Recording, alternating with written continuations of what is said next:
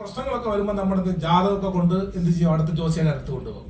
Middle class അല്ലേ, ഇതെല്ലാം അറിയാൻ പറ്റും. വൈഫും എന്റെ അമ്മയുമായിട്ട് ചെന്ന് എന്ത് ചെയ്തു ഉടമത്ത് കൊണ്ട് ചോദിക്കുമ്പോൾ അവർ പറയും ഈ മാസം കഴിഞ്ഞ പിന്നെ പ്രശ്നമൊക്കെ ഒരു 6 മാസം കഴിയുമ്പോൾ ഈ പ്രശ്നമൊക്കെ തീരും. എപ്പോഴും പോയാലും അങ്ങനെ തന്നെ പറയും. ഒരു 6 മാസം കഴിഞ്ഞാൽ ഈ പ്രശ്നമൊക്കെ തീരും എന്ന് തന്നെ പറയും.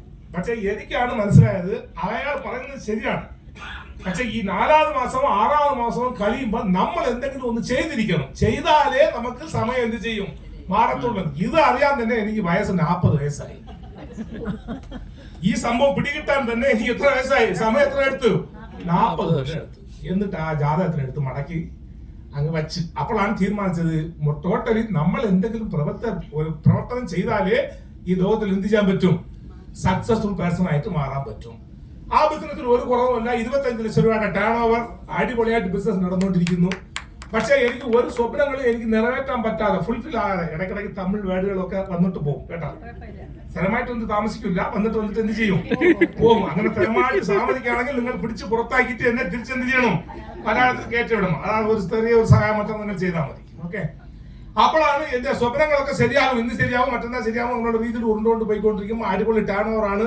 പക്ഷേ ഡേ ബൈ ഡേ നമുക്കിരിക്കുന്ന എക്സ്പെൻസിനെ താണ്ടിയിട്ട്, പ്രോഫിറ്റിനെ താണ്ടിയിട്ട് എക്സ്പെൻസ് വരുന്നതുകൊണ്ട് ക്യാപിറ്റലൊക്കെ എന്ത് ചെയ്യുന്നു, കണ്ണിന് അറിയാതെ എന്തായത് കരഞ്ഞുകൊണ്ട് പോയിക്കൊണ്ടിരിക്കുകയാണ്.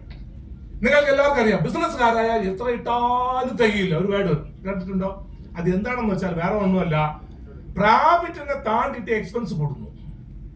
വീട്ടിലിരുന്ന ജോലിലൊക്കെ എന്ത് ചെയ്തു, ഒന്നൊന്നായിട്ട് ബാങ്കിൽ പോയി അവിടെ ഇരുന്നുകൊണ്ടിരിക്കുകയാണ്. ഒരു 10-14 ലക്ഷം രൂപ കട കയറിക്കൊണ്ടിരിക്കുമ്പോഴാണ് ഇന്ന് എന്നെ ഈ ബിസിനസ്സിൽ ഇൻട്രൊഡ്യൂസ് ചെയ്ത world wide team coordinator RS Chellan sir എന്നാണ്.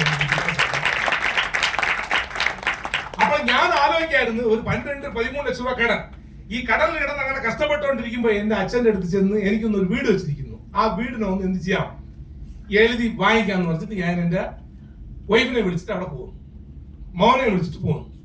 പോയി അച്ഛൻ്റെ അടുത്ത് ഇരുന്ന് വരാന്തയിൽ ഇരുന്ന് സംസാരിക്കുന്നു. ആ ഡേ എനിക്ക് മറക്കാനേ പറ്റില്ല. ഇന്ന് സംസാരിക്കുന്നു, കുറച്ച് ജ്വല്ലൊക്കെ ബാങ്കിൽ ഇരിക്കുകയാണ്, അതൊക്കെ ഇനി ലേലത്തിൽ പോകാൻ പോവാണ്. പലിശ കടനൊക്കെ ഇരിക്കുകയാണ്, ഒരു 12-13 ലക്ഷം രൂപ കടനൊക്കെ ഇരിക്കുകയാണ്. എനിക്ക് തരേണ്ട ഈ വീടൊന്ന് തന്നാൽ ഞാൻ ഇതിനെ വിത്തിട്ട് ഈ കടമൊക്കെ തീർക്കുമെന്ന് പറഞ്ഞു. അപ്പൊ എന്റെ അച്ഛൻ പറഞ്ഞു, തീർത്തിട്ട് എന്ത് ചെയ്യാൻ പോകുന്നു, വീണ്ടും ഇത് തന്നെ ചെയ്യാൻ പോകുന്നു.